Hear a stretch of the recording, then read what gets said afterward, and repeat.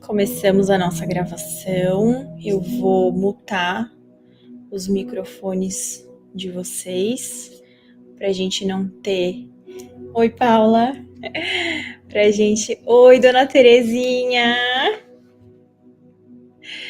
Eu acabei de começar a nossa gravação e mutei os microfones de vocês para não dar interferência nesse primeiro momento, mas depois a gente conversa bastante.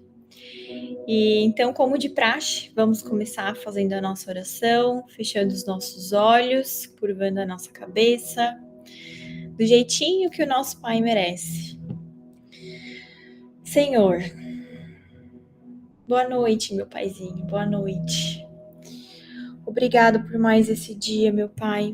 Obrigada por não desistir de mim, por não desistir desse grupo. Obrigada, Senhor, por ter me orientado em todas as palavras que vão sair aqui hoje. Eu tenho certeza que todas elas vieram do Teu Espírito Santo e eu sou muito grata a isso, Jesus. Pai, Tu que és um Pai cuidadoso, protetor, nós sabemos que em Ti nós podemos confiar, meu Deus. Nós sabemos que em Ti nós podemos entregar todos os nossos problemas, porque Tu és um Deus que vê todas as coisas, que pode, todas as coisas, que sabe todas as coisas, que está em todos os lugares, que sente a nossa dor. Tu és um Deus misericordioso, um Deus da graça, Pai. Pai, eu te agradeço por esses encontros. Nós já passamos da metade, Senhor, e quem diria que nós chegaríamos até aqui, que seríamos tantas nesse grupo. Tudo para ti, meu Pai. Obrigada por nos trazer até aqui. Pai, falando da tua graça, eu peço, Senhor, eu oro hoje por todos aqueles que estão enfermos, para que tu derrames a tua cura, Senhor. Que tu nos encha com a tua graça, para que nesse momento, nessa fase do advento, uma época de reflexão, que o Senhor, que o teu Espírito nos preencha e nos faça refletir sobre todas as nossas atitudes, sobre tudo aquilo que nós temos feito ao longo desse ano, sobre tudo aquilo que tu ainda quer transformar dentro do nosso coração, meu Pai. Não nos deixa passar nada, lava nossa alma, o nosso espírito, nos mostra todas as coisas para que nós tenhamos a oportunidade de ser pessoas, mulheres melhores, mulheres dignas, segundo a tua palavra, para que nós possamos ser aquela mulher lá de Provérbios 31, Pai. Eu creio que com a tua interferência, com o teu poder, nós podemos a cada dia ser transformadas e sermos melhores para as nossas famílias, para os nossos amigos, no nosso trabalho, Senhor.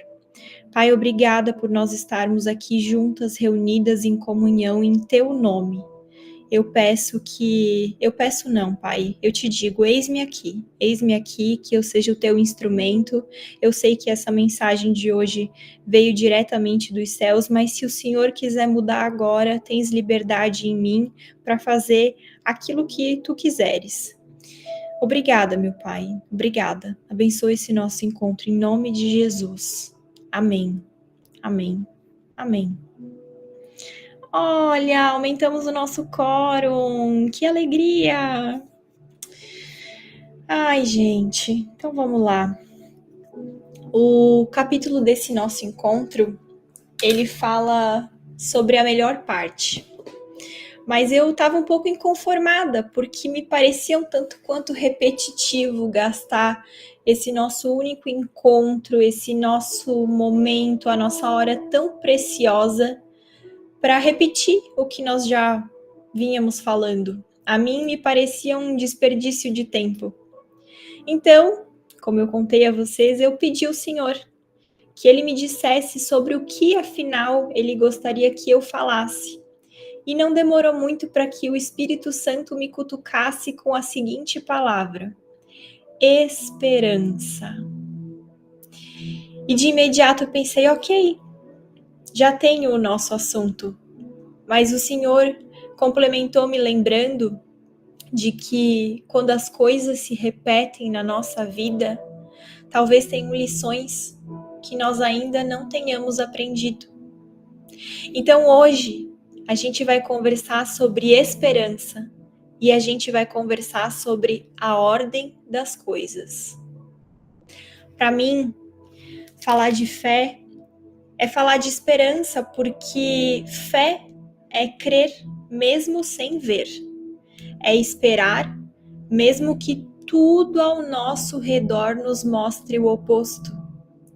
No dicionário, esperança significa sentimento de quem vê como possível a realização daquilo que deseja, confiança em coisa boa, fé, mas também significa expectativa, espera e aguardo.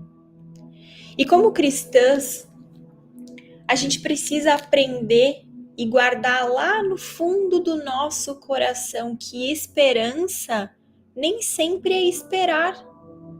E me desculpem a breve citação, porque eu discordo em quase tudo desse autor, mas Paulo Freire nos trouxe ao menos uma boa mensagem, da qual devemos nos lembrar todos os dias.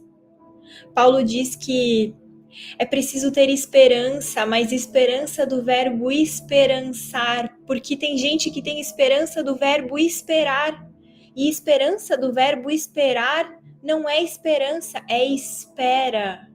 Esperançar é se levantar, esperançar é ir atrás, esperançar é construir, esperançar é não desistir. E existem tantas passagens na Bíblia que nos falam sobre esperança. Lá nos Salmos 62, fala que somente em Deus, ó minha alma, espera silenciosa. Dele vem a minha salvação, só Ele é a minha rocha e a minha salvação e o meu alto refúgio, e não serei muito abalado. O salmista está nos dizendo que a espera é somente em Deus, porque Ele é o primeiro e é o único. Porque Deus é a nossa salvação, a nossa rocha, mas Ele não está dizendo para que nós esperemos sentados. 2025 está batendo na nossa porta e eu sei que todos nós fizemos planos e esperamos que 2024 fosse diferente de 2023. E apesar de nós passarmos esse ano com gratidão por tudo aquilo que nos aconteceu, por esse nosso encontro, pela nossa evolução, pelas nossas conquistas pessoais, pela busca da presença do Pai, também sei que muitas de nós estão frustradas com pedidos antigos que se renovam, mas que não vêm permeados de boas atitudes. Sabe, eu amo ouvir as pregações da Joyce Meyer. Não é à toa que a minha Bíblia é dela. E ela fala tanto sobre ter uma boa atitude.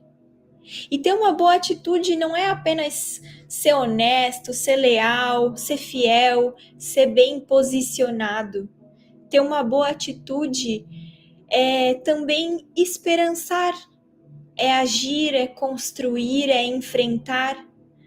Por isso, eu tenho certeza, eu tenho plena convicção que o Espírito Santo nos mandou essa mensagem hoje para que a gente se lembre que esperança e fé também precisam de ação, precisam de planejamento. E eu digo planejamento não de planos, porque planos ficam no papel, mas planejar porque planejamento exige ação. Tenha esperança fazendo, confie, planejando, executando e crendo. Nos nossos primeiros encontros eu falei um pouco por alto que, apesar de termos aceitado Jesus Cristo como nosso Senhor e Salvador, nem todos são filhos de Deus. Porque ser filho de Deus exige mais do que a palavra confessada. Ser filho de Deus exige obediência. A nossa transformação de criaturas de Deus para filhos de Deus exige um processo contínuo de obediência e de fé. É por isso que muitas pessoas estão lá na igreja, mas não conhecem o Senhor. Sabem quem é Jesus, mas não o conhecem. Porque muitas pessoas aceitaram Jesus, mas nunca se converteram. E por que eu estou falando tudo isso? Porque Deus nos manda esperar, mas não fazendo nada. Ele nos manda, ele tá nos dizendo: espere em mim, porque eu ainda tenho coisas para arrumar dentro de você. Lá no Salmo 5, no versículo 3, fala que de manhã ouve, Senhor, o meu clamor. De manhã te apresento a minha oração e aguardo com esperança. Lá no Salmo 42, no versículo 5, está dizendo que: por que estás abatida, ó minha alma? Por que te perturbas dentro de mim? Espera em Deus, pois eu ainda o louvarei, a Ele, o meu auxílio, Deus meu. E lá em Coríntios, o apóstolo Paulo conta que ele tinha um espinho na carne, um pecado, algo que ele não conseguia tirar de si. Então ele clama 3 vezes ao Senhor. Ele espera 3 vezes no Senhor. Ele esperança 3 vezes no Senhor. E o Senhor responde dizendo que não tiraria o espinho dele, mas que lhe daria a graça de suportá-lo. Deus o responde dizendo: a minha graça te basta, porque o meu poder se aperfeiçoa na fraqueza. E Paulo responde: de boa vontade, pois me gloriarei nas minhas fraquezas, para que em mim habite o poder de Cristo. Vejam, ninguém se esperança paralisado, mas todos esperam no Senhor, para que o poder de Deus nos aperfeiçoe. E para poder fazer isso, para que a gente possa estreitar essa ligação, para que a gente possa fortalecer essa ligação, é preciso saber a ordem das coisas. É necessário compreender que a ordem das coisas importa e que dedicar as premissas do nosso dia ao Senhor é essencial. Para falar em ordem das coisas, eu queria comentar com vocês que algumas poucas histórias me marcaram muito no nosso livro. A primeira delas foi a da semana passada, do homem da carroça, que começa fazendo um trabalho para Deus e nos ensina que a gente só precisa fazer o que Deus nos pede, nada mais. E a outra é a história de hoje. A Joana, a autora do livro, ela conta que havia um professor que estava dando aula e fazendo uma experiência com os seus alunos. E primeiro ele pega uma jarra vazia, meu copo tá cheio, mas uma jarra vazia, e ele enche de pedras grandes. E aí ele questiona os alunos se a jarra já estava cheia, e os alunos prontamente respondem: sim, está. Depois ele pega pedregulhos, pedrinhas menores, e coloca dentro da jarra e repete a pergunta aos alunos, e eles receosos respondem: me parece que não está cheia. E ele segue e acrescenta areia aos poucos até que não coubesse mais. E novamente os questiona: agora a jarra está cheia? Os alunos não entenderam nada e o professor, para finalizar essa experiência, ele coloca água e pergunta aos seus alunos qual era a lição desse experimento. Um deles disse: não importa quão cheia seja a sua vida, sempre há espaço para mais. Mas o professor falou: não é nada disso. A lição é que se você não colocar as pedras grandes primeiro, não conseguirá colocá-las depois. Ai, a ordem das coisas. Que analogia perfeita para nos fazer entender que quando nós estamos cheias de bagunça, de compromissos, de uma agenda lotada, nós não temos espaço para Jesus. Em Mateus, no capítulo 6, versículo 36, Jesus fala: mas buscai primeiro o reino de Deus e a sua justiça, e todas essas coisas vos serão acrescentadas. Ou seja, coloca as coisas importantes primeiro. Nós fomos criados para sermos cheios do Espírito Santo de Deus. Nem 1 milímetro a mais, nem 1 milímetro a menos. Completamente cheios. Lembra da história do quebra-cabeça? Infelizmente, na maioria das vezes, nós buscamos por um Deus suficiente para nos fazer felizes, mas não para nos transformar. E em outra citação do livro, a Joana conta que a gente quer comprar 10 reais de Deus. A gente quer o bastante, não quer o bastante para explodir a alma, para perturbar o sono. Apenas o equivalente a um copo de leite quentinho, uma soneca à luz do sol. A gente não quer uma quantidade dele que nos gere transformação de alma. Queremos apenas o êxtase. Desejamos, nas palavras da autora, o calor do útero, mas não queremos um novo nascimento. Só que Deus não trabalha dessa forma. Só nesse ano, eu morri e renasci pelo menos 2 vezes. Quantas vezes na vida vocês precisaram morrer e renascer? Eu creio que a cada dia onde eu conheço mais a palavra de Jesus, eu mato um pouco mais o meu eu, para que Cristo possa habitar em mais um espacinho dentro de mim. A verdade é que se não aprendermos a alimentar nossa alma, ela vai definhar e morrer lentamente. Mas ela não vai morrer para habitar Cristo, ela vai morrer deixando espaço para o diabo se ocupar daquilo que nós nos esquecemos. É por isso que todos os dias, com vontade ou sem vontade, nós precisamos esperar em Deus, dedicando a Ele as primícias do nosso dia. Haverá muitos dias em que os céus parecerão de bronze, em que o espírito se silenciará, em que o silêncio imperará, mas nós não fomos chamados para sentir, nós fomos chamados para viver pela fé, não pela vista. Haverá dias que Deus parecerá muito distante para nos ouvir, mas nós persistiremos clamando: Senhor, inclina os teus ouvidos e ouve a minha oração, Pai. E Ele ouvirá, porque assim como as sementes que nós não somos capazes de enxergar, Deus está trabalhando nas nossas raízes. Enquanto nós achamos que está tudo igual, Ele está transformando a nossa base, Ele está reformando as nossas estruturas, e está acontecendo. Você não pode ver, mas Ele está agindo.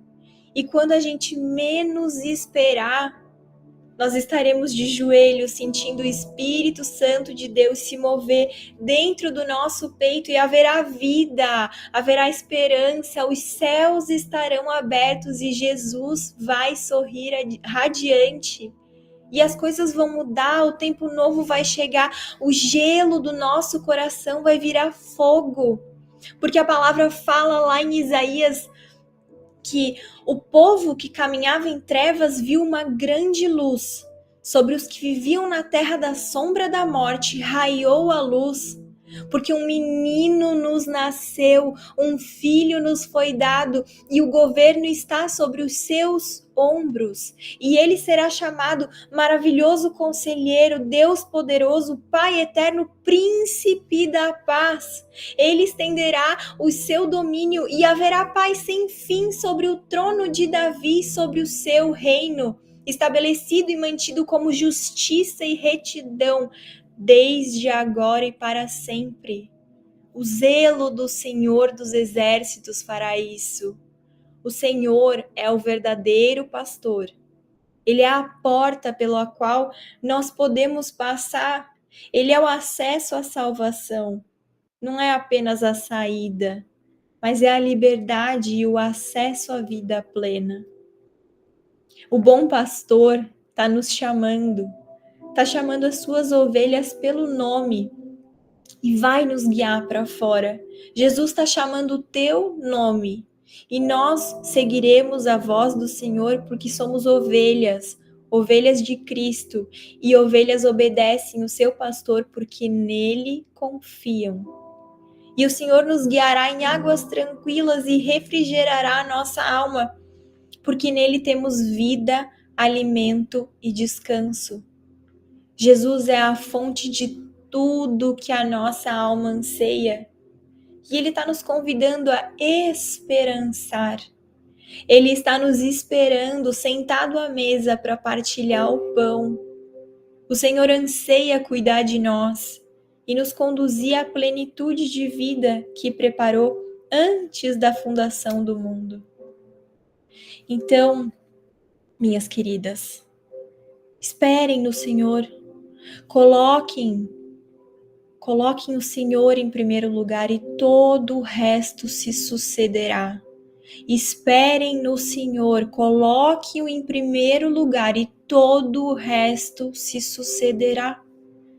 Sejamos constantes, que a gente não espere pela vontade, mas que a gente viva com disciplina. Quando a gente começa a ter dificuldade de lidar com uma coisa, a gente começa a ficar intolerante com 10. Porque aquilo que nos incomoda em uma coisa, logo vai estar nos incomodando em todas. Por isso que a gente não pode viver pelas nossas vontades, a gente precisa viver pela nossa fé, pelo nosso esperançar. Então é esse o convite que eu deixo pra gente hoje. Espera, mas espera de esperançar. Espera no Senhor. Coloca Deus em primeiro lugar e todo o resto será acrescentado. Sejamos constantes. Não vivamos pela vontade nem pela vista, vivamos pela fé e com disciplina. É isso, gente. Eu tenho certeza que essa mensagem veio direto de Deus, porque eu não tinha uma palavra para falar para vocês hoje. E o Senhor me disse: tenha esperança, fale sobre esperança. O ano está acabando, o próximo ano está vindo, mas se a gente não mudar as nossas atitudes, sabe o que vai acontecer? A gente vai dormir no dia 31, acordar no dia 1º e vai estar tudo igual. Tudo igual. Mas se a gente acreditar, se a gente dobrar os nossos joelhos, se a gente persistir, o fogo vai derreter o gelo do nosso coração. Jesus vai entrar na nossa casa porque Ele está ali na porta batendo e esperando. A gente só precisa esperar nele, esperar agindo, esperar confiando. E, como sempre, pararei a nossa gravação para que nós possamos conversar tranquilamente. Novamente eu deixo o convite para quem estiver assistindo esse vídeo depois. Graças a Deus a nossa audiência lá no YouTube só aumenta, que me deixa muito feliz. Então eu deixo esse convite para quem chegou até o final, para que venha na semana que vem no nosso próximo encontro.